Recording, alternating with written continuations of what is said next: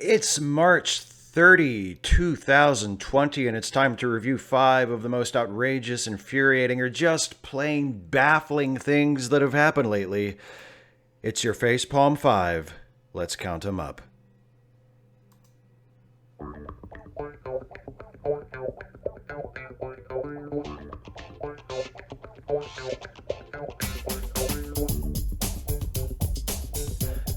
Number one, four U.S. senators sold stocks ahead of coronavirus market panic. Hello, everybody. Welcome once again to the Facepalm 5. Let's get right down to it, shall we? This story that I'm starting with is a couple of weeks old now, but that doesn't mean we should forget it. Week before last, the New York Times and ProPublica both reported that Republican Senator from North Carolina Richard Burr sold off $1.7 million in stocks back in February, a week before coronavirus-related panic sent stock markets crashing around the world. Burr, it turns out, was one of at least four U.S. senators to sell off significant amounts of stock ahead of the panic. The other three being Kelly Loeffler of Georgia, James Inhofe of Oklahoma, and Dianne Feinstein of California, the only Democrat in the group. Burr is the chair of the Senate Intelligence Committee and a member of the Health Committee, and as such would have been privy to information about the spread of coronavirus in the U.S. before it was generally known to the public. In fact, back in January, the Health Committee held a briefing on coronavirus that was open to all members of the Senate. Knowing that, it's kind of surprising only four of them sold off their stocks ahead of the panic, isn't it? Of the four senators who committed insider trading, which is what this is, by the way, and they should all resign and face prosecution for it because, what the hell?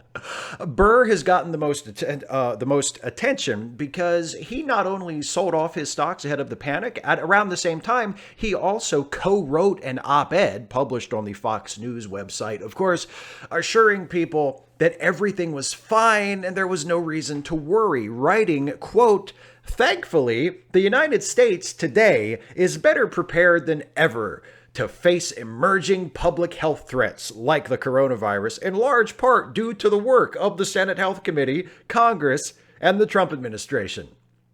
Notice how he, as a member of the Health Committee, is implicitly taking credit for how well prepared we supposedly are. At the end of February, Burr also attended a gathering of the Tar Heel Circle, an exclusive social club consisting of business leaders from North Carolina, and warned them to prepare for the worst. This was 2 weeks before the Trump administration began taking significant action to respond to the pandemic, 2 weeks before schools in Burr's home state of North Carolina were closed, while the Trump administration, and especially Trump himself, were still telling people that everything was fine, the spread of the virus was under control in the U.S., and this would all magically go away by April. While Senator Burr was telling the public not to worry and to carry on as usual, he was selling off his own stocks and advising his wealthiest, best-connected constituents to get ready to duck and cover. But hey, like I said, that's all in the past. The cat's out of the bag now, and what really matters is what the government is doing to respond to the pandemic now and what they're planning to do in the future. And they've got plans. Rest assured, they've got plans. Or maybe don't rest assured. Just know they've got plans. And that the plans suck. For instance, number two, U.S. Justice Department asks Congress to suspend habeas corpus. Doesn't that sound like fun? So, week before last, Politico reported that the Justice Department has quietly requested that Congress grant chief justices of district courts the authority to pause court proceedings during the coronavirus emergency. The request would allow judges to suspend procedures, quote, any statutes or rules of procedure otherwise affecting pre-arrest, post-arrest, pre-trial, trial, and post-trial procedures in criminal and juvenile proceedings and all civil process and proceedings. As Norman Reimer, executive director of the National Association of Criminal Defense Lawyers, points out in the Politico story, giving judges such broad power to suspend constitutionally guaranteed procedures, including those that apply to pre- and post-arrest, which would amount to a suspension of habeas corpus, which is the right of an arrested person to petition a judge to determine if they are being lawfully detained. It means people could be arrested and jailed without ever being brought before a judge for as long as the chief judge of the district determines the emergency is ongoing. This is a bad idea, just generally speaking, but it's an especially bad idea given who is in charge of the executive branch of the federal government at the moment. The good news is the Democrats control the House of Representatives, so this isn't going to go anywhere. They would need Congress to approve this authority for chief district judges to be able to do this. But the bad news is these people who want to give judges the power to suspend habeas corpus and other aspects of due process are still in charge of the executive branch. And not only are they really bad at their jobs, they've also been busy at work these last few weeks trying to convince everyone of the opposite.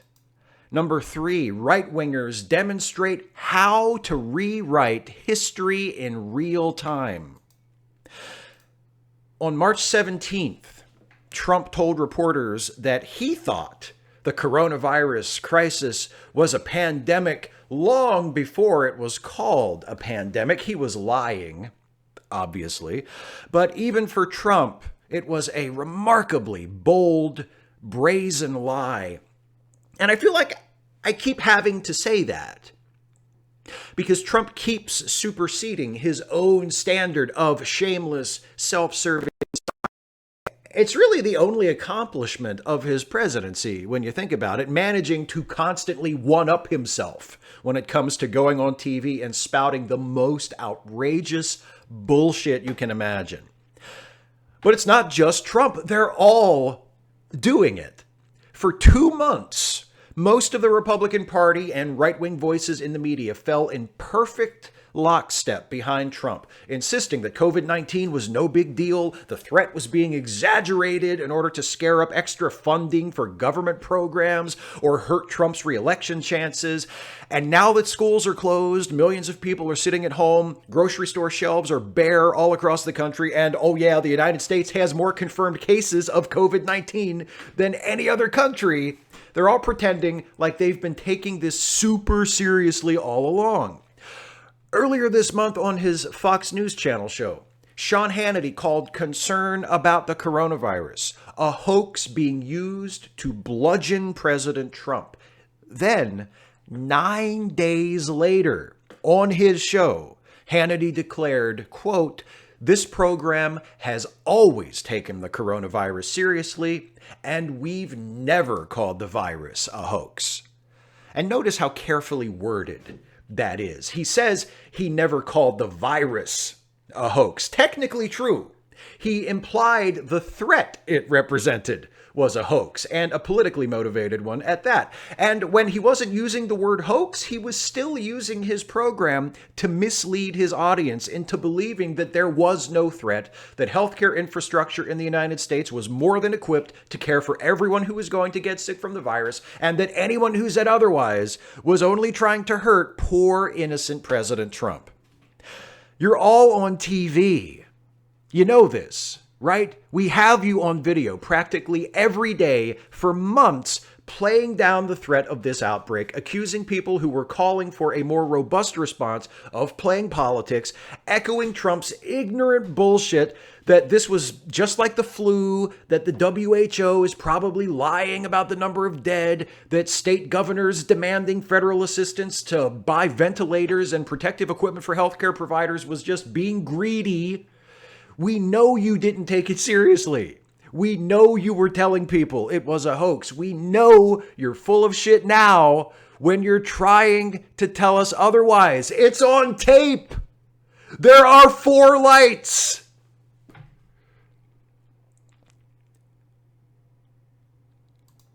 Number 4, Republicans float just let people die plan to defeat coronavirus. You know what I've noticed about all this coronavirus talk? It's mostly concerned with people, with allowing the spread of the disease to slow to people, with treating people who get sick, with getting protective equipment for people who work in hospitals and nursing homes. And look, that's great. Okay, people are great. But let me ask you this. What about the money? While we're all worrying about the people, who is looking after the money? Lucky for us, there are people who are worried about the money, and only the money, apparently, and their names are Republicans. Up until literally yesterday, Trump was pushing to, as he put it, reopen the country, send people back to work, lift federal guidelines intended to slow the spread of COVID-19, when most experts were saying the threat of the disease hasn't even peaked yet in the U.S. When people pointed out that trying to go back to normal in the middle of a contagious disease outbreak would lead to the deaths of, a lot of people, Trump's conservative allies stepped up to bravely volunteer themselves, by which I mean other people roughly their own age, for sacrifice to the voracious viral god. First among them, Lieutenant Governor of Texas Dan Patrick, who told white nationalist Fox News host Tucker Carlson that if someone offered him, as a senior citizen, the chance to risk his survival so that the America he loves can continue for his children and grandchildren, he's, and this is a quote, all in. I know hearing an elected official say something like that in the midst of a global pandemic sounds reckless and even deranged. But keep in mind that Patrick is a Republican, which means the America he loves and wants to pass on to future generations is one where millions of people are going to spend their lives struggling in poverty and suffering and dying from preventable diseases anyway. So for him, the only difference right now is that his stocks ain't doing so hot. I had a similar reaction to something I heard Glenn Beck say about this. It was sort of an involuntary gag response, which, to be fair, I get whenever I hear Glenn Beck say anything. Last week on one of the shows he produces for his website, because no actual television network will hire him, Beck spoke out in favor of sending people back to work and ending measures implemented in response to the pandemic, declaring that he did not want to see his children enslaved to debt, and that he was not willing to kill his children's future because he was afraid to die. Later, on another show, Beck also said that he would rather have his children stay home, quote, and all of us who are over 50 go in and keep this economy going and working, even if we all get sick. So, two things. First, Glenn's never had a problem seeing other people's children enslaved to debt.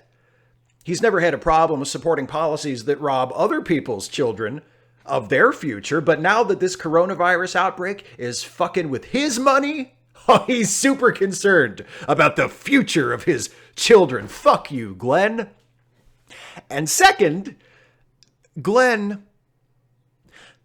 and I'm speaking specifically to Glenn here, but the rest of you can listen because I think it's important. Glenn, if the kids stay home and everyone over 50 goes back to work and they all get sick, when they come home, guess what happens to the kids? I mean, I realize you've never been the sharpest knife in the drawer. Remember when you said you learned that progressivism was bad by reading books at the public library where books are free? You ridiculous shitwit. But even for you, Glenn, this is some next level cluelessness. Then again, Glenn's obliviousness and willful ignorance of the problems that would be caused by sending people back to work and school and everything else too early is par for the course among Trump and his supporters. See, I used a golf reference, so they would pay attention if any of them are watching. The justification for wanting to end social distancing and reopen everything is the economy. They say we have to do this for the economy, to get the economy moving again. The cure can't be worse than the disease, they say, if this causes some kind of massive, long-term economic depression or recession. Staying home this long is devastating to the economy. Yeah. But you know what would be even worse for the economy? Hundreds of thousands of people dying. Hospitals even more overrun than they are now.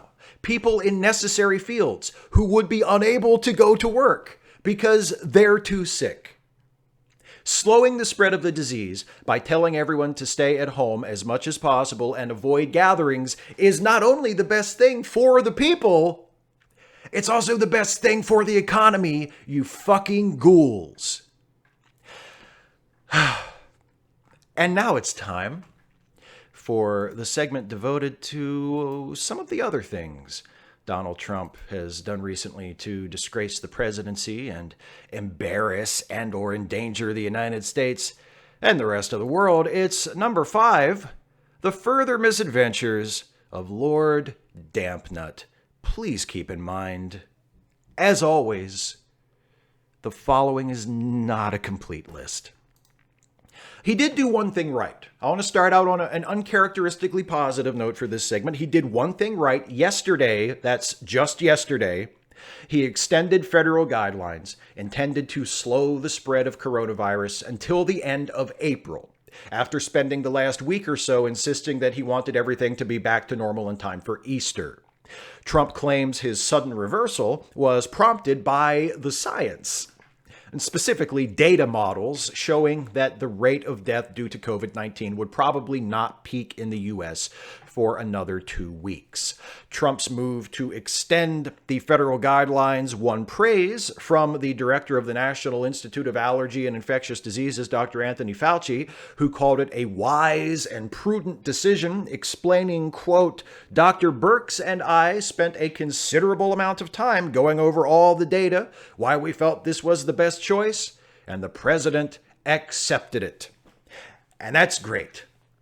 I'm glad that he accepted it. And I understand from a practical standpoint why Dr. Fauci would say that Trump was wise and prudent for doing this. After all, when you promise a toddler a cookie if he puts his toys away, when he puts his toys away, you give him the cookie. It's only fair. But I still don't think the toddler should be in charge. Trump responded to concerns that a proposed relief bill would amount to a massive corporate giveaway with no governmental oversight by saying, "I'll be the oversight." Right, you're just repeating the problem as though that's the solution. Weird. He continued to refer to coronavirus as the Chinese virus, despite it being repeatedly pointed out to him that this was racist and misleading. And actually, Jabin Botsford, a photographer for the Washington Post, snapped a few pictures of Trump's notes during a press briefing showing where he had actually crossed out corona and written in Chinese with a Sharpie just to remind himself to be racist. He repeatedly has attacked the state of New York and Andrew Cuomo, the governor of New York in particular, citing a right-wing conspiracy theory website to accuse Cuomo of refusing to purchase ventilators years ago, thereby making Cuomo responsible for the present shortage of ventilators in the state, and also accusing Cuomo and others of overstating the need for ventilators and other emergency medical equipment, telling Sean Hannity, quote, "I have a feeling that a lot of the numbers that are being said in some areas are just bigger than they're going to be. I don't believe you need 40,000 or 30,000 ventilators." Yes, but you also didn't believe the pandemic was a pandemic until you decided that you always had believed that. So maybe just pretend you always believed New York needed 40,000 ventilators and do what you can to make sure it gets them, and stop wasting time getting into pissing contests with elected officials who are actually trying to do the job you've been pretending to do. I don't know, maybe. Just a suggestion. He also said during a Fox News Channel town hall event that state governors who want help from the federal government need to recognize that it's a, quote, two-way street. He said, quote, "They have to treat us well also. They can't say, oh, gee, we should get this, we should get that." Are you using the pandemic to try and force people to be nice to you? Or does treat us well mean something more concrete, like the New York Attorney General's office dropping its investigation into you and your campaign, which is something you've explicitly demanded in the past because you're the world's worst, most obvious mob boss? You want ventilators? I can get you ventilators, but you gotta play ball. He's not even good enough to be a mob boss in a movie. He's like a villain of the week on Kojak.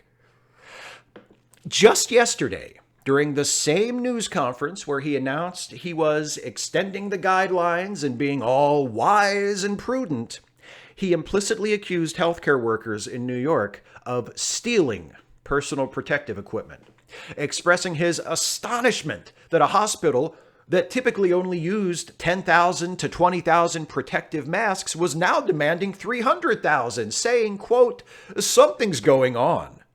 Where are the masks going? Are they going out the back door?"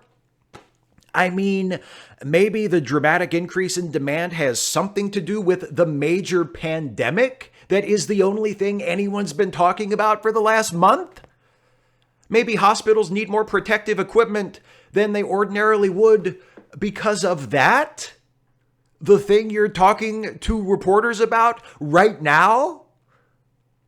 Maybe that's the something that's going on. And look, I don't want to pretend that there aren't unscrupulous people out there ready and willing to try and profit from this crisis. One of them is the president, and at least a few are United States senators, as we have seen. So it's not impossible that some masks and other protective gear might be disappearing off the truck, as it were. But to suggest that the increase in demand for personal protective equipment in big city hospitals is due to people, presumably doctors and nurses and other medical care providers, stealing it, instead of due to, the contagious viral outbreak, is irresponsible and shitty. And I keep saying this, even for Donald Trump.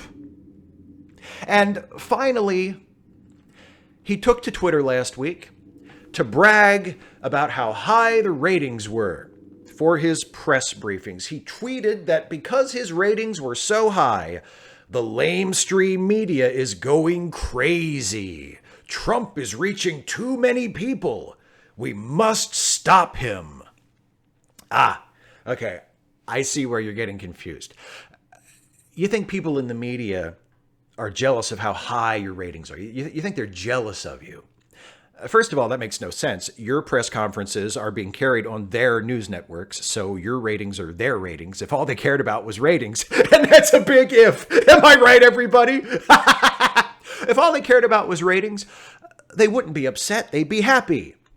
But the real problem here is people aren't concerned about the high ratings because they're jealous of you, Trump.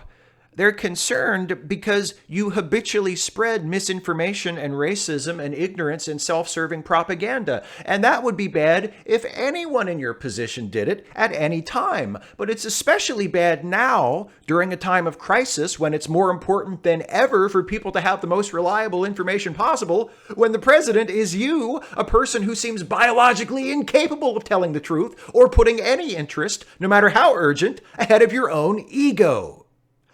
And by the way, the fact that we are in this moment of crisis is why the ratings have been so high. We're in the midst of a national emergency, and you're the president. It's not that you're a draw, Trump. It's that everything is fucked, and people need to know what's happening and what they're supposed to do, and you're the one who's in charge. See, under normal circumstances, a president getting lots of people to watch their press briefings would be great news. It would mean the people are getting engaged and staying informed. The problem isn't that people are listening to the president during a time of crisis. The problem is that you, Donald Trump, are the president. And the real worry is when you go on TV and spout your bullshit, some of those people watching, a lot of them, an appallingly high number of them, believe you. Well, that's it, everybody. Stay tuned for the post show in a second, but for now, that's 5. Speak out act out, resist, look after each other.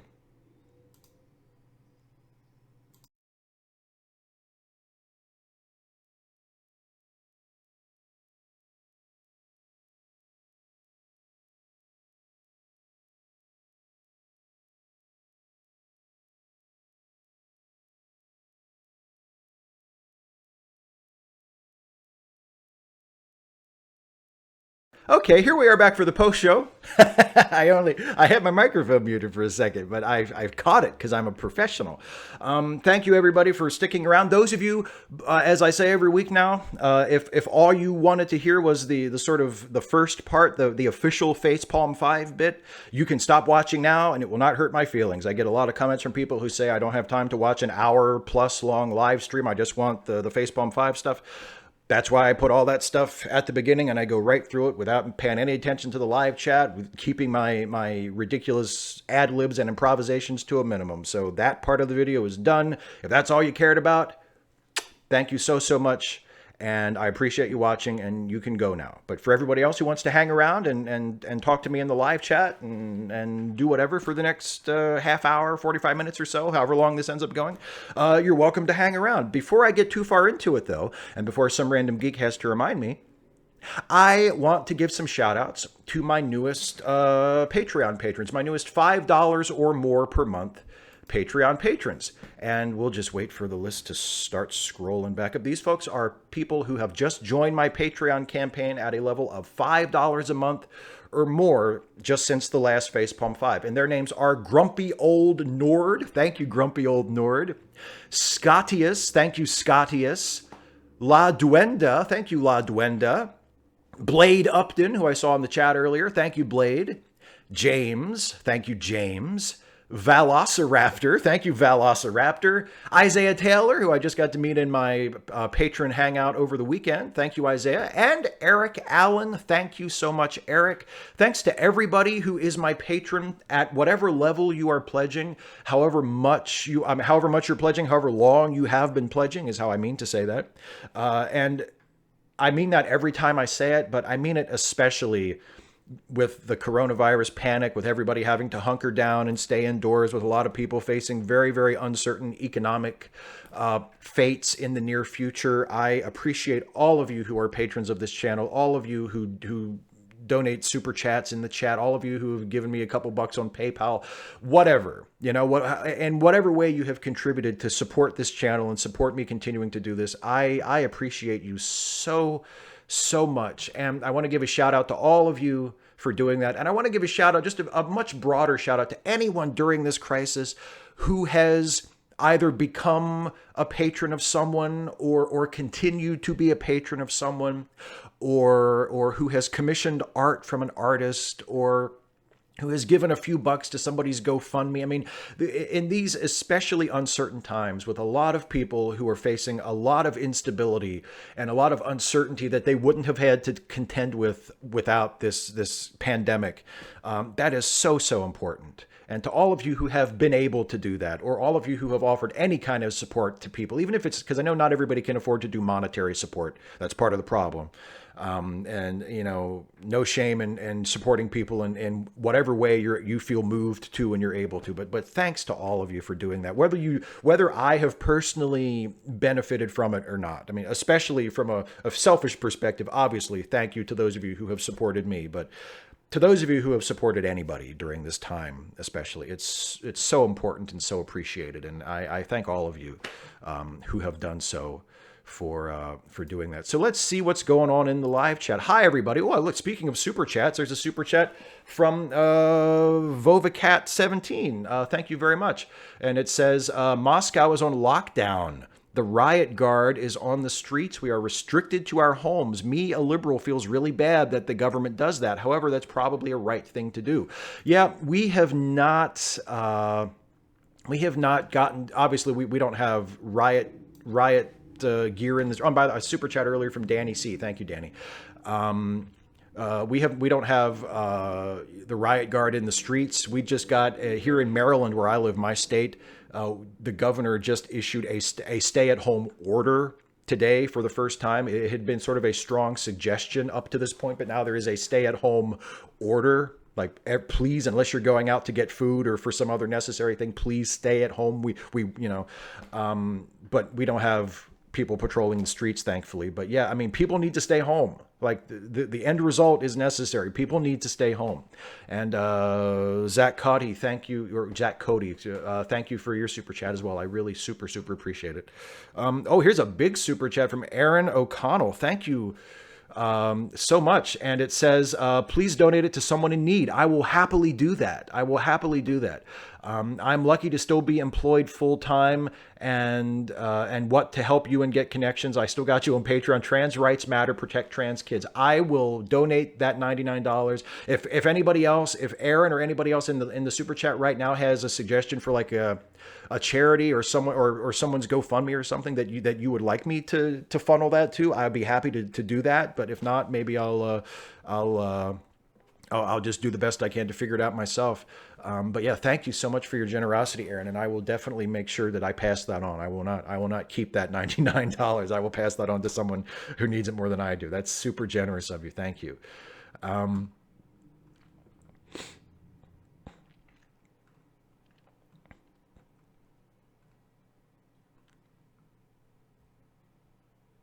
Michael Albert says, shutdown goes past April or June, and I would not be surprised if things get violent. Boy, I hope not. I really hope not. Yeah, some random geek. I think I might look at the charity links, but maybe I can distribute it to a few of the folks in the charity links or something like that. But yeah, Trans Lifeline is a good one. Thank you, Wellington. I've given to Trans Lifeline before. That's a good possibility.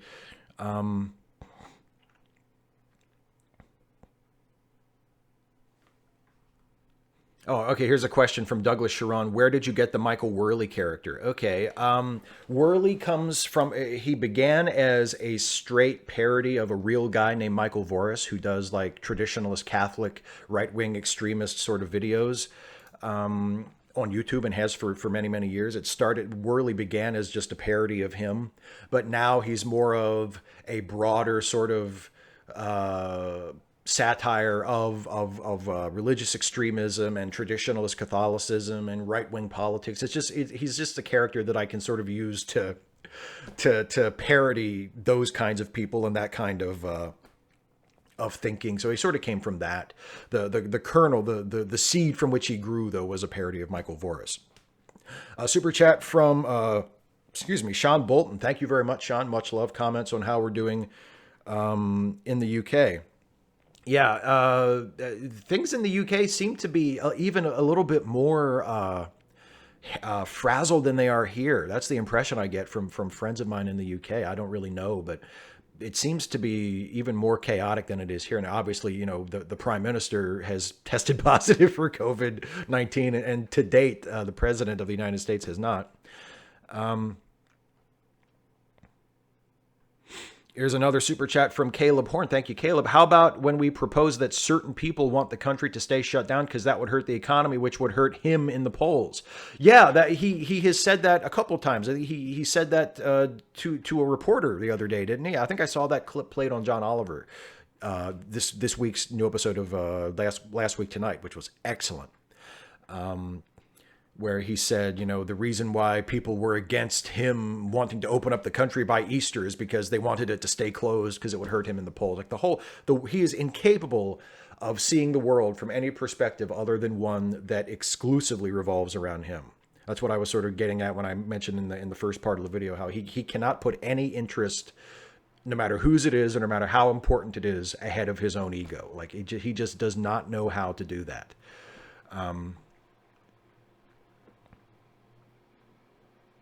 And Andrew Michael says, my Patrick Stewart, well, there you are, sounded like a German Mr. Bean. I want you to promise me now that you won't do a British accent again.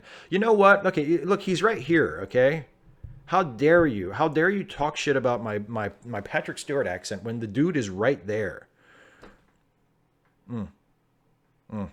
It's terrible. It's awful.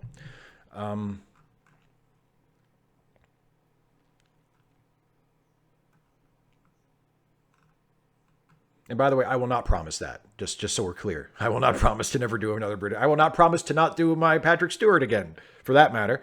Um,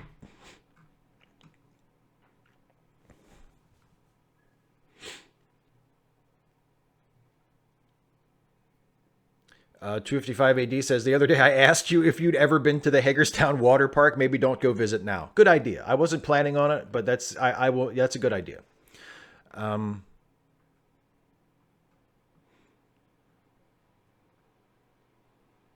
Ranter Matt says, did you hear that a reservation in Mass is being dismantled out of nowhere during this coronavirus crisis, with the rumor being this tribe casino is a problem for Trump? I have not heard that, but that is it sounds depressingly plausible to me. But no, I have not heard that before.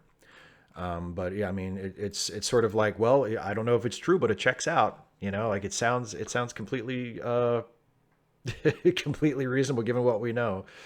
Uh, Thank you, Seal0626. I don't know if I would say I do a great British accent, but I think it's serviceable. Probably not.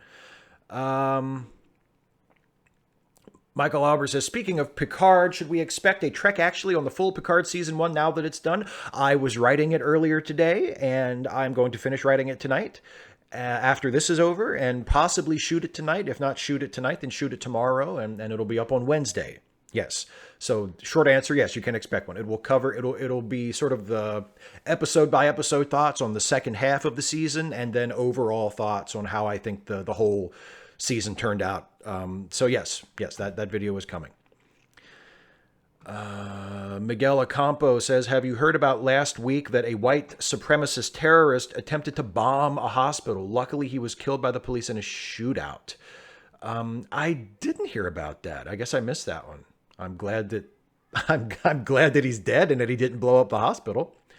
Um, Francois Lacombe says, did Plarb survive? My dear friend, yes, Plarb definitely survived. Plarb will most certainly be back at some point. Yeah. Am I starting to go out of sync? Thank you, Seal0626. I'll pop out and pop back in here real quick. And hopefully it'll sync back up. So I'm gonna leave and come right back. So hold your horses. Everybody, I'll be right back.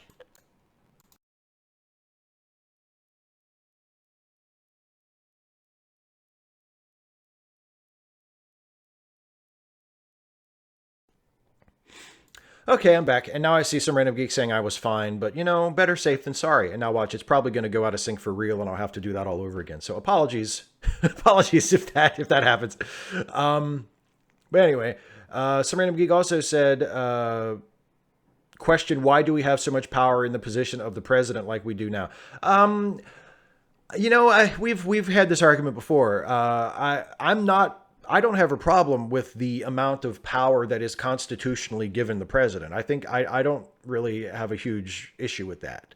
The issue is the individual that, in this case, the individual that is in that position, and just the sort of the general tolerance for presidential bullshit that has built up over the years, thanks to some shitty presidents that we've had. But I'm not, I don't think there's nothing like that that I feel like needs to be changed urgently about the Constitution to limit certain powers of the president.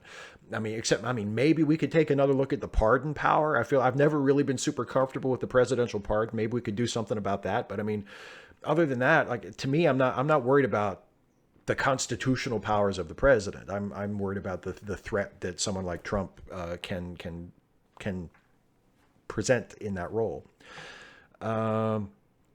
There's another super chat from Aaron O'Connell. Okay, this is for you. Oh, thank you. Did you really enjoy Mostly Naked Picard in the last episode? It feels like a callback to one of my fave running Trek Actually jokes. That's right. There was that shot of him when he's in like the incubator, right? And when he's waking up and he's mostly naked and you can kind of see he's wearing like his little shorts. Yeah. I don't know. I guess that was kind of cool. I didn't really think of that as a callback to chain of command, but yeah, you're right. It's like, hey, Naked Picard lives. Naked Picard lives. You hear that, buddy? You hear that, buddy? Naked Picard lives. Yeah. Another super chat from Vovacat17. I'm worried about the U.S. How does a country with a paid healthcare survive a big bad pandemic? I mean, curing people for free is socialist.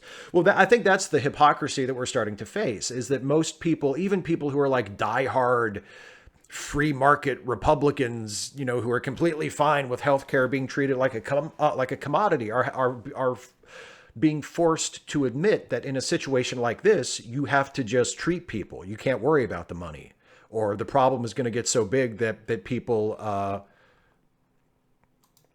that people are just going to start dying that that would not have died before. Like the whole idea of treating healthcare as a commodity completely falls apart in a situation like this. And then the question becomes, well, why don't we just stop treating it like a commodity, period? Like, why don't we just stop treating it like a commodity, in general? And that hopefully that's the point that we're getting to, where we just won't do that anymore.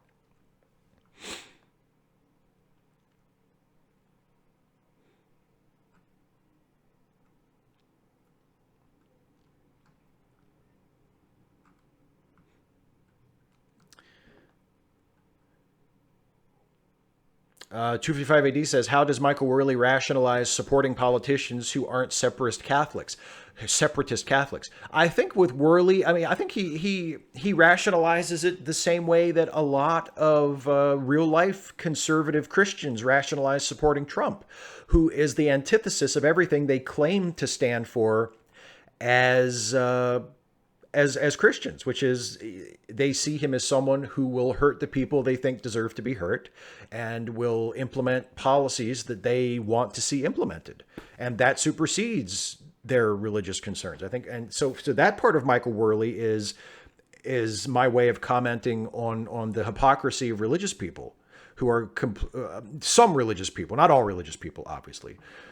Some religious people who are willing to overlook their religious convictions if it makes it easier for them to get something that they really want. So he rationalizes it that way. Another super chat from Vovacat17. Thank you very much. What happens if the president kills the turkey?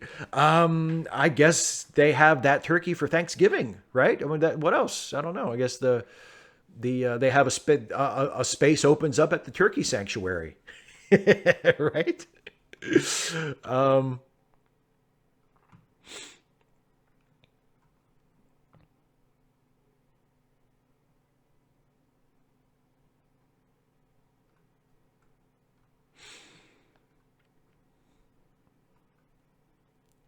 255 AD says, remember the Merrick Garland incident? Do you think President Joe would cave and appoint an originalist judge if that happened again? Oh, God, I hope not. You mean like he would give the Republicans an appointee that they want just for the sake of breaking the gridlock? I mean, he might. I don't know. I would really hope not. Oh,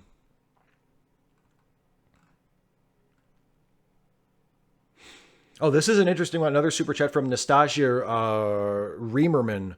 And this is a question I'm going to address in my review video, but I'll talk about it now too, since you asked. Does his mind being copied make him less dead? Speaking of Picard. Picard spoilers. That's probably too late now. But Picard spoilers for anyone who hasn't seen Picard. Spoilers. Spoiler warning. I'm going to talk a little bit about something that happened in Picard. Super chat from Vovacat17. Okay, but can the president legally kill the turkey? I don't think killing a turkey is illegal. I don't know why it would be specifically illegal to kill the turkey. But anyway, okay. I think the show makes it clear, Nastasia, and anyone else wondering. I think the show makes it clear that he is still Picard. That he is not something else with Picard's memories, that he is literally still the same Picard, that it's like a consciousness transplant. Now, we can quibble over whether or not such a thing is even philosophically possible. We can get into Ship of Theseus arguments. I think that would all be a lot of fun.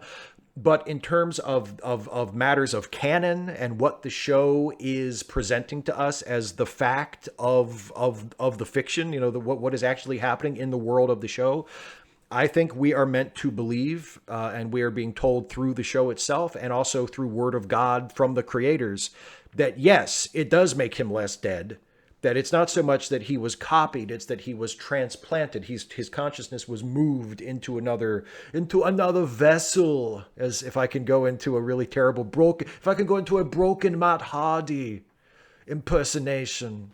Into another vessel. It's more like Tommy Wiseau than broken Matt Hardy, isn't it?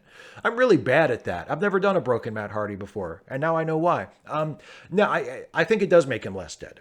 I think we're meant to accept that that is literally the same person, that it's not a copy of the guy, that it's still the same guy. So that's my answer. And that's what I think the show is telling us.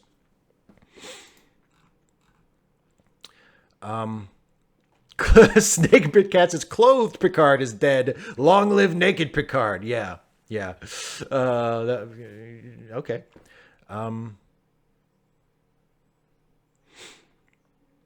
Seal 0626, might Michael Worley show up in Mark of Gideon if under another name? I don't know. That's an interesting idea. I'll have to think about that. I don't know. I never thought about that.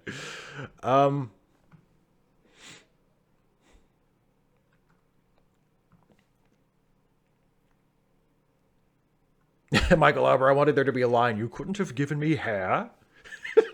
He wouldn't have liked that. He wouldn't have wanted that. Oh, super chat from Alexander Schremser. Thank you very much and good night. Thanks for coming along. I appreciate it.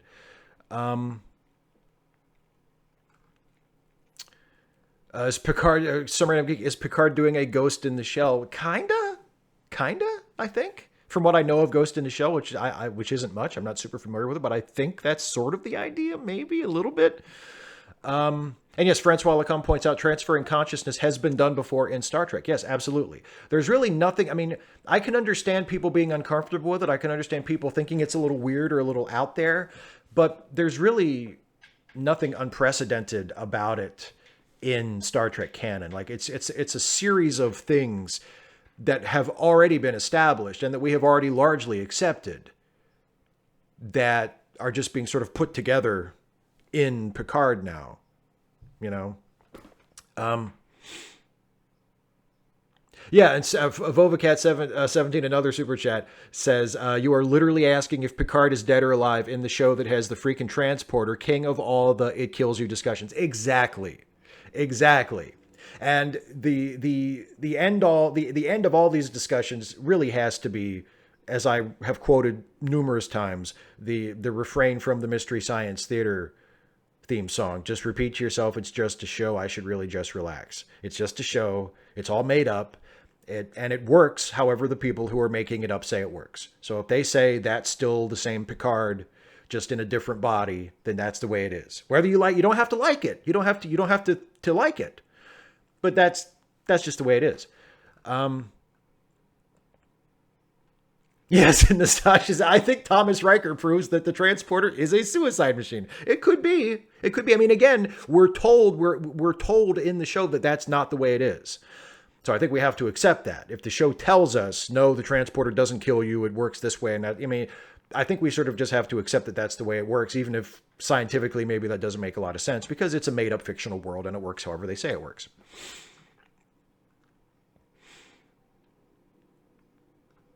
255 AD says, are we meant to think Stuffy is wrong to try and reason with a Republican mayor? Not necessarily wrong. Maybe a little naive.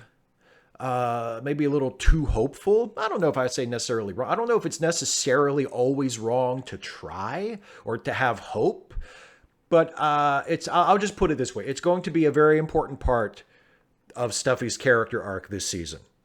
How he deals with, whether or not it's good or okay or productive to try and reason with a person like the mayor. We'll put it that way.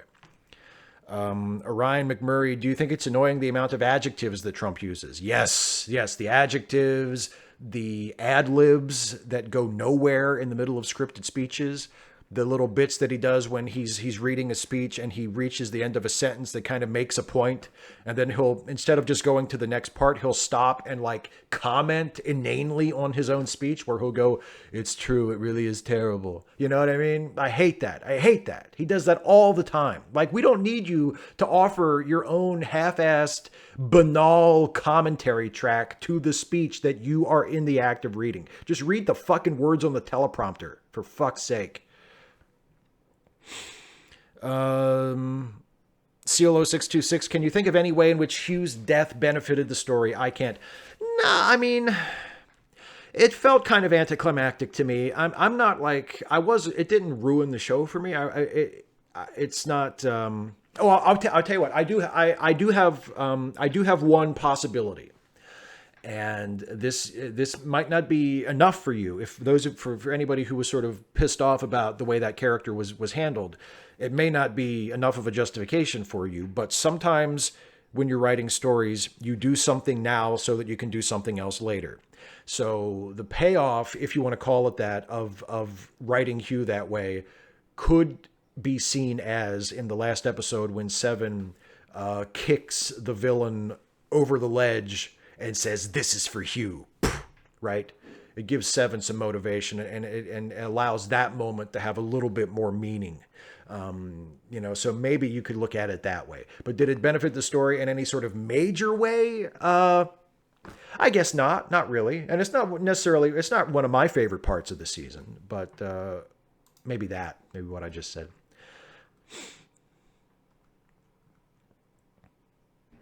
Oh, some random geek says, what things are you fine with being treated as a commodity?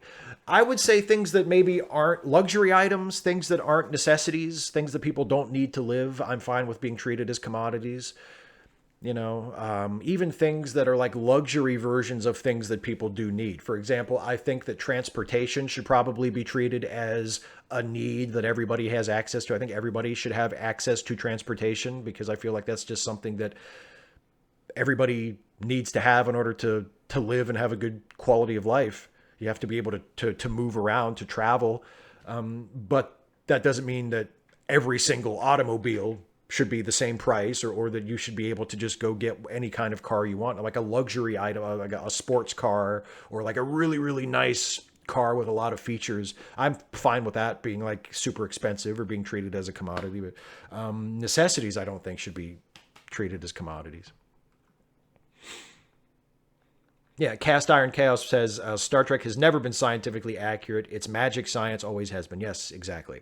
And Aaron Sugar says, what was your take on the Deus Ex monkey wrench fixing the ship? I'm fine with that. And you know what else? I thought that was going to be the fix for Picard too. That they kind of threw me for a loop when what happens to Picard happens to him, because I thought for sure that the magic tool, as you call it, the Deus Ex monkey wrench, that repairs La Sirena, I thought that was going to fix Picard's parietal lobe defect too. I thought that's how they're going to fix that. Didn't turn out that way, so it kind of surprised me that they didn't. I mean, they did use it again. They used it for the thing that was not the Picard maneuver, but was inspired by the Picard maneuver, with creating the sensor echoes of the ship to kind of hold off the Romulan armada. So I mean, they did use it and then use it again after they introduced it. But I thought for sure they were going to use that to fix Picard's brain, and they didn't do that.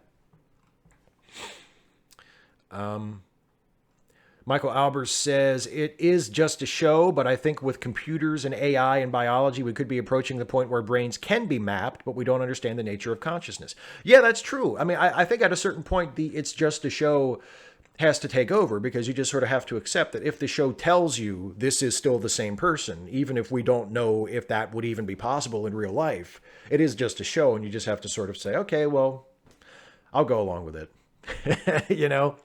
Super chat from Danny C. Thank you, Danny. TNG Picard shows up as Data is dying.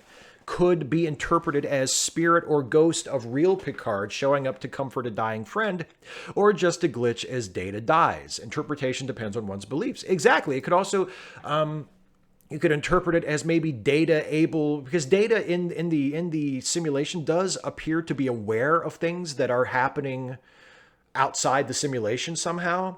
So maybe that image of Picard with Data on the sofa there at the end is a sort of a visualization of Data hearing Picard speaking to him and quoting Shakespeare outside. You could interpret it that way too. Super chat from David S. Hi, wanted to say I really love your work and your channel. You've been helping me stay sane while in quarantine. Much love and have a good day. Well, thank you so much, David, for your generosity, and I appreciate it. I'm glad I can help out any way I can. Yes, CLO626. The Picard Maneuver 2.0 was a lovely callback. Yes, it was. Yes, it was. Oh, hi, Leto. Leto Anor is here. Hi. Uh, good. Glad you could make it.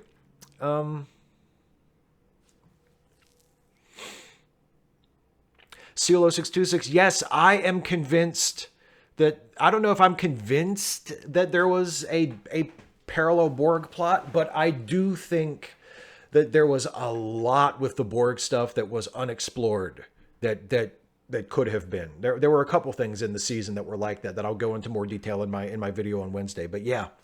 Aaron O'Connell, why the Romulan sex twins? Yeah, and why did they save the most interesting character development of the brother of Narek for the last episode? He has that fight with his sister Narissa on the Borg cube before he leaves, where he's like, and it was me, the black sheep of the family. You know, the family disgrace, the Jat Vash washout who found the destroyer and is going to save everything. It's like, whoa, that's like a lot of character. That sounds like a potentially interesting character. Where has he been all season? You know, like where was this story that you were hiding until the last 40 minutes of the season about the guy who has all these issues about, you know, this insecurity and trying to prove himself to his family? And like, shit, that sounds like an interesting character. What happened with that? Super chat from Chemical Shed. Thank you. Best Star Trek video game ever. Oh, see, I'm not necessarily the best one to ask that because I haven't played all of them. For me personally, probably Star Trek 25th Anniversary, the PC game that came out in, I guess it would have been 91. The 25th Anniversary came out in 1991. It was a DOS game, like a point-and-click adventure game. It's called Star Trek 25th Anniversary. And then they also did a sequel to it called Star Trek Judgment Rights, which was virtually the same. It was the exact same game. It was just different, you know, new adventures, new episodes. So for me, it would be those, because I love those. I play those for hours. I have those on this computer. I haven't played them for a while. But even all these years later, like I have those games, you know, and I absolutely love them. They're so much fun. So for me, it would be them.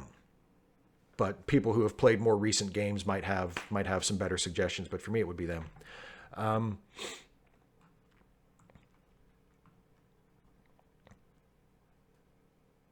Serenum Geek says, folks want me to stop posting charity links in the live chat. Do you have a problem with that? No, I don't have a problem with that. You can keep posting charity links if you want. I'm not gonna tell you not to. I think it's fine. Nastasia Remerman says, I think the trouble would be that if we always treated Star Trek as just a show, none of us would be here. It's just that we have to draw a line at some point so we don't turn into that person. Yeah, well, you know, both things can be true at once. You can acknowledge that it's just a show and use that to sort of keep perspective and to not get super upset about, you know, continuity errors or things that don't make scientific sense or concepts that wouldn't really hold water in reality. Like, you can use it to keep perspective, but that doesn't mean it's not important to you. And that doesn't mean that you know, if it's just a show, that it can't have a positive influence on your life. Because obviously Star Trek can and does. I mean, Star Trek is one of my favorite things ever. I love Star Trek. And since I started doing YouTube videos where I talk about Star Trek, my own personal fortunes have increased a lot because those videos have gotten a lot of people to watch my channel who weren't watching before. And it's benefited me tremendously in a very selfish way. And it's also benefited me culturally and morally, and, you know, it's given me hours and hours of entertainment and enlightenment and enrichment in my life. So and all of that is true. But I still would say it's just a show. I mean, yeah, when you phrase it like it's just a show, yeah, that sounds like you're diminishing it, but not necessarily. You're just keeping a proper perspective, and you're viewing it in the way that I think it ought to be viewed, as a work, as a creative work, not as a reality unto itself that must be forced to rigidly adhere to a set of rules that we have applied to it. You know, it can be more flexible than reality.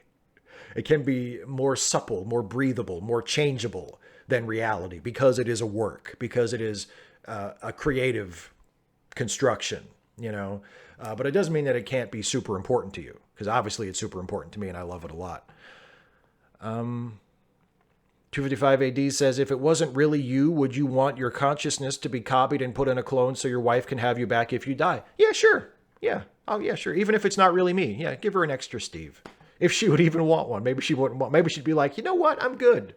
We had our time. It was nice. I'm kind of looking at something else now. But yes, I wouldn't have a problem with that. LS Gregor, super chat, thank you. How much did you cheer when Vanguard 1 interrupted CJ's promo on Dynamite? The no crowd show is kind of unsettling. Well, I don't watch WWE anymore, so I can't say how their no crowd shows have been going, although the reports I've read have made it sound like they're not doing as well with it as AEW is. I have liked both of the empty arena shows that AEW has done so far. It's not, I mean, it's very different.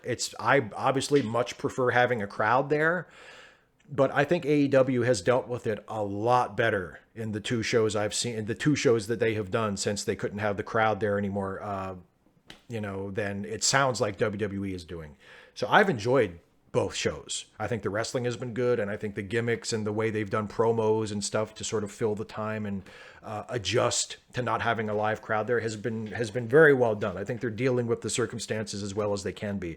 And yeah, Vanguard 1 interrupting Jericho, and then also last week when Jericho's cutting a promo on the robot, on the drone. It's, oh my God, it's amazing. It's amazing.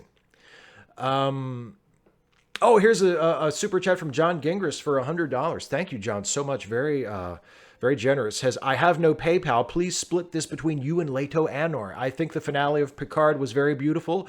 I agree about Narek's development at the end. Do you think he should be in the next season? I thought it odd that they forgave Girardi immediately, but not him.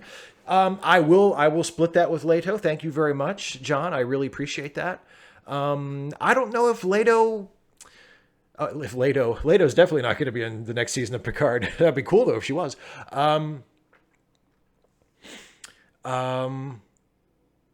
I don't know if Narek is going to be in the next season or not. I'm not sure how they would fit him in, but if they would develop him into a more interesting character that they sort of started to at the very end of the season, I would be really fine with that.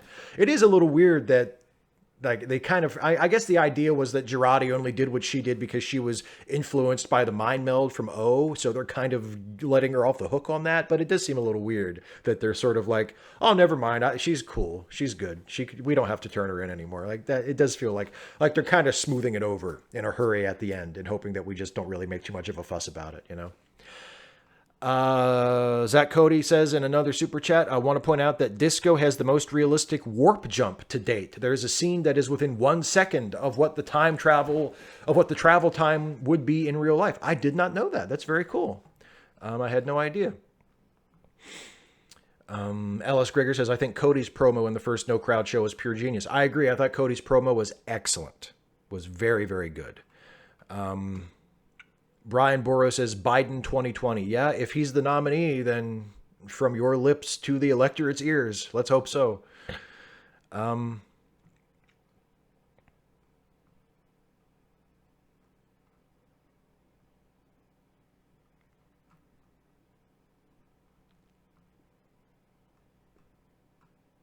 and I see. I'm just scrolling back up through the chat. Leto says, I adore that Picard doll. Thank you. There, you want to get a closer look at him? He'll be a little out of focus, but yeah, there he is. See? Yep. He'll be my unofficial co-host from now on. There he is.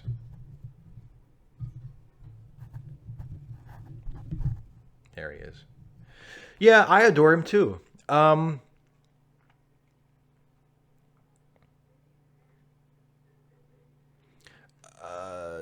Joe McClory says, how would you and Jason feel about adding a certain pair of ensigns as NPCs in a Star Trek RPG? I wouldn't have a problem with it. I mean, I don't know how Jason would feel. I wouldn't mind it at all.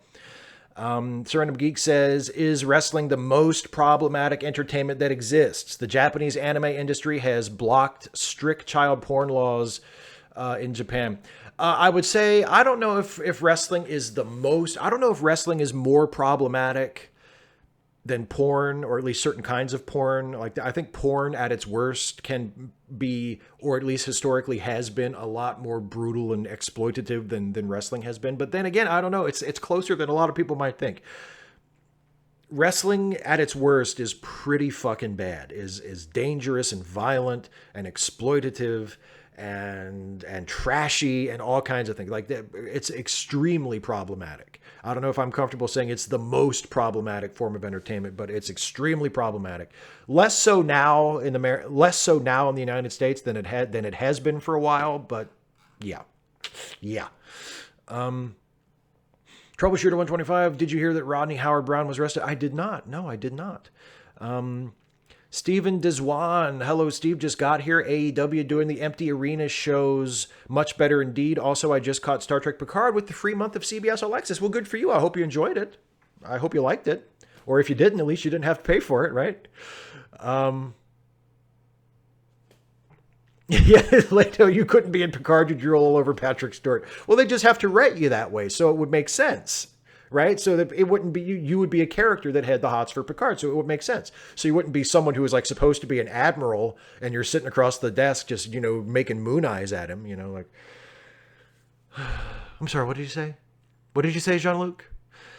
And he's over there trying to, like, can I please get a ship for a super important mission that will save the fate of the galaxy? And you're just like, yeah, sure, whatever. Seal 0626, empty arena wrestling, a memory stirs. Tsunkatsu. Oh, there's it's Star Trek and wrestling. There you go. Or Jerry Lawler and Terry Funk as well, who were not in Voyager, but nevertheless. Ellis Gregor, did you watch the Chris Benoit Dark Side of the Ring documentary? Yes, I did. And I thought it was excellent. I thought it was very good. Michael Alber, Super Chat, thank you very much. Interested in your opinion outside of the show. If brain pattern transfer were possible, would your consciousness maintain continuity or be new? I mean, I have no idea. I really don't know. Personally, I don't see how it's possible. I don't, unless you like physically transplant someone's brain, I don't see how it's possible, because I think it's no matter how, you can't reduce it past a physical level. Like your personality, your consciousness exists in your brain in a physical state ultimately. So unless you're moving you're moving the actual neurons somehow, I don't see how it can literally still be you. So no, I don't see how it's possible, but I'm not the person to ask, obviously. Like, I'm not, I'm neither scientifically nor philosophically equipped to really answer the question. But as I sit here with what little knowledge I have, I don't see how it's possible in real life. Vovacat17, another super chat. Thank you very much. Can you call hentai underage porn? Is it about keeping children safe or restricting our thoughts? Can written fiction be banned for child porn? Opinion? I think it can be. I think it depends on the jurisdiction. It depends on the particular laws. But I know there are laws against simulated child porn, and I don't know specifically if they cover writing. Or not, but I do know that, it's not, it is ultimately, the justification for it is ultimately protecting children. The idea is to just sort of keep all of this stuff out of the culture, just keep real, legitimate, actual child porn that is made by exploiting real children, make that illegal, and also make simulated versions of that illegal, just so the whole thing is just, hey, we're banning all of it, none of this is okay, don't do any of this. I think that's the idea. But I don't know if I'm not familiar enough to know if there are places where those laws cover writing fiction that would be a form of child pornography, or depict children in explicit sexual situations in a pornographic way or not. I don't know, but it wouldn't surprise me if it was.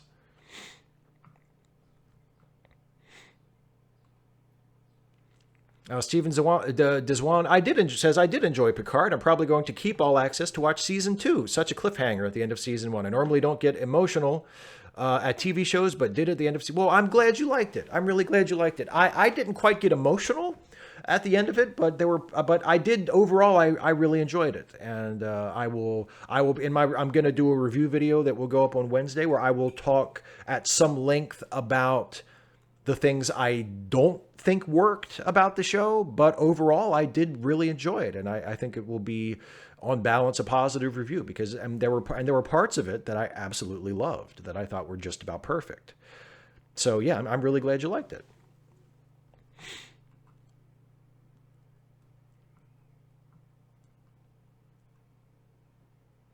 Seal0626 says, have you ever noticed that the female characters of TNG DS9 Star Trek who were killed off the most spitefully, pointlessly were the ones who could hold their own against Worf in hand-to-hand combat? I never noticed that before. But you're right, aren't you? Yeah. Yeah. Tasha and Jadzia could both handle Worf. Yeah. Yeah. You think Worf's behind it?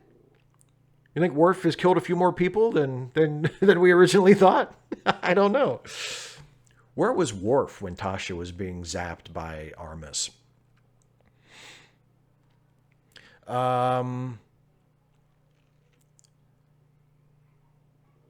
This Michael Albert opinion on any connection between the AI super beings in Picard and the AI in Discovery. That's it. Now, see, now that is compelling because we're told that the AI super beings in Picard are from another dimension, so they could possibly be coming from the future somehow. We don't really get a good look at them, so I suppose there could be a connection there somehow. It didn't really occur to me, but I suppose I suppose it's true. Yeah, yeah. But yeah, I mean, so potential is there for sure.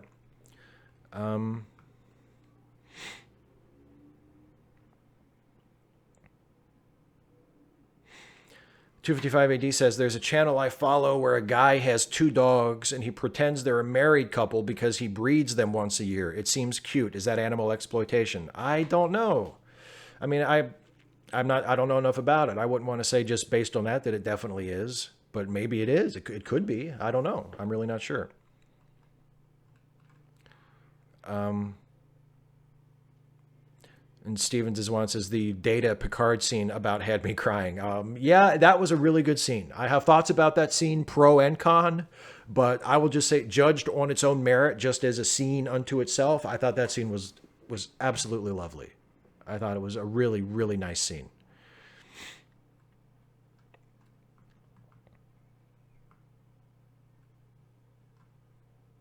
Oh shit, Kevin Scott says the hole with the AI reminded him of the Langoliers. I did not even think of that, but yes, you're so right. It did have kind of a Langolier vibe, didn't it? I didn't think about that, but yeah. Yeah, for sure. Some random geek, we both know it was Rick Berman that killed the women on Star Trek. Yeah, kinda. Yeah. Yeah, you're right. Good point.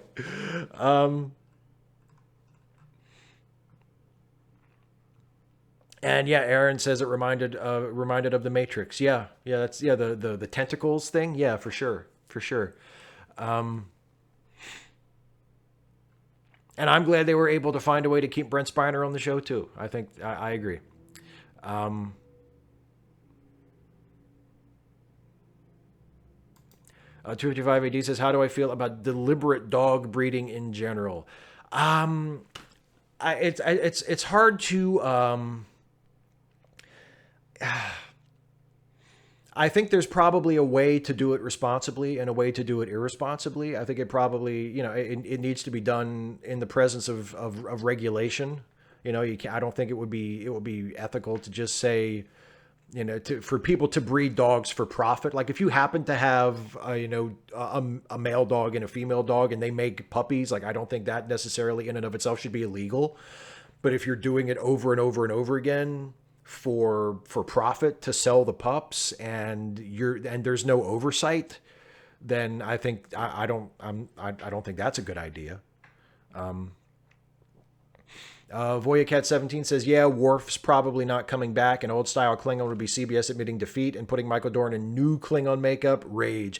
See, I don't know. I would not be surprised if Worf did make an appearance in a future production, and I think his makeup will probably look more or less the way it looked the last time we saw him. Is it CBS admitting defeat to show Data in the Star Trek Nemesis uniform, or to show other aspects of TNG that look just like they used to look, despite the aesthetic reboot in Discovery. I don't think that's CBS admitting defeat. I think that's just acknowledging that that's how Worf looks, and that's how people would expect him to look, and so that's how he would look. So I think if Worf does show up, he'll probably look more or less how he looked the last time we saw him.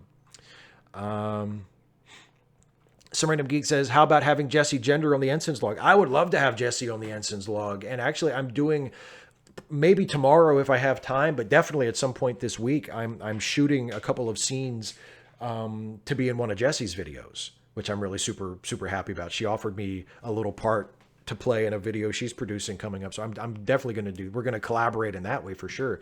And yeah, I haven't mentioned it to Jason, but I think if Jesse was up for it, and we had a part for it, I would love to have Jesse on the Ensign's log for sure.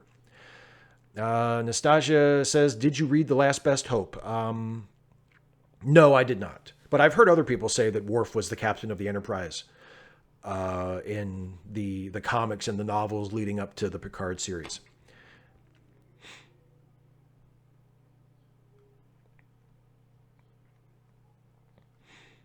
The Ms. Lord says, I feel like the last episode was uneven, obstacles set up and immediately overcome. I think this is largely due to a lot of story and not enough episodes. What's your take for season 2? Need more eps? I'll tell you, I think it depends on how you look at it. And I'm going to talk about this in my review video, but I'll just go through it real quick here, and then I'll probably wrap up the stream. So just if anybody has and so Reddit Geek, I saw that Jessie posted a stream where she read her old fanfic, but I haven't watched it yet. Anyway, I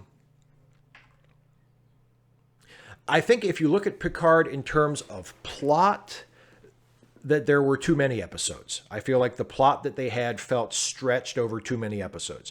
But if you look at Picard in terms of themes, in terms of ideas and things that had a lot of story potential that weren't really explored, in terms of characters that they could have done a lot more with, then if you look at it that way, it feels like it needed a lot more episodes. So for season 2, I would hope that it finds a better balance, which, like, Discovery had the same problem in season 1. It had the problem to a lesser extent in season 2, but still had it, but it had been improved a little bit.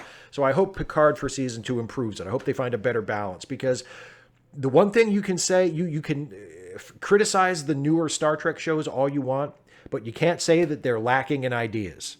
They have tons of ideas. They're so full of creativity and imagination, so much so that in their relatively short seasons compared to how the shows used to be with, 22, 23, 24 episode seasons, they just don't have time to explore all these ideas that they're putting out there, So scaling that back and having enough story, enough plot to fill the episode number, that's they've never quite struck the right balance with that. So that's what I would hope for season 2. And that's what I would hope for season 3 of Discovery as well, that you strike the right balance. Because when you look at it in terms of plot, way too many episodes. Look at it in terms of story and theme and character, not nearly enough. And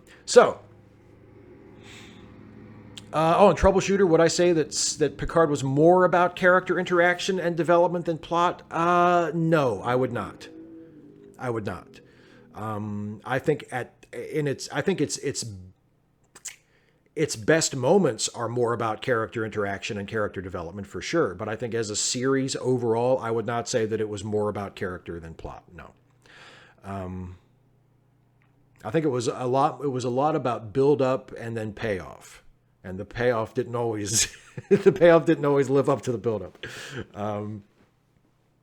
Okay, so I'm going to call the stream to an end. Thank you all for watching. I want to remind you that, first of all, the music that you heard at the beginning of the series was at the beginning of the show. The Facepalm 5 theme song, as it were, was the song Proto Funk by Kevin MacLeod. You can check out all of Kevin's work at incompetech.com, royalty-free music, which is awesome. What would we YouTubers do without Kevin MacLeod?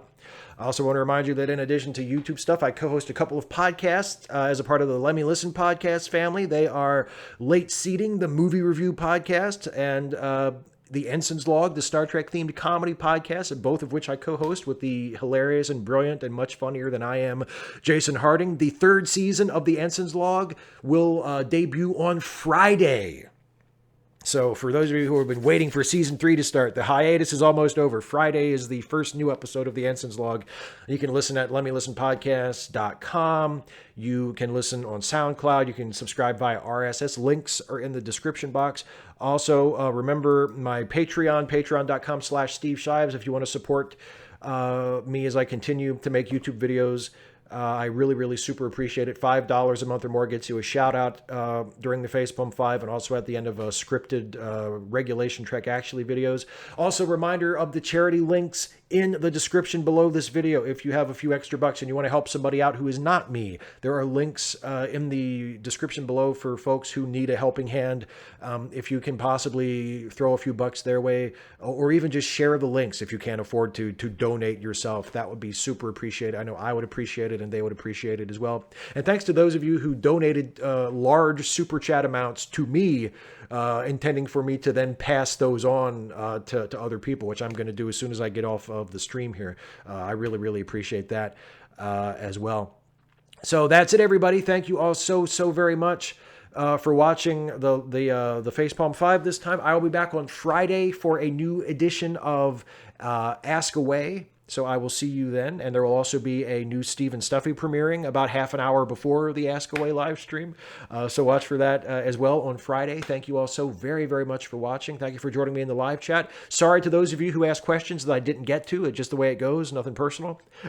And I will see you next time. Take care, everybody. Be safe. Wash your hands. I'll see you next time.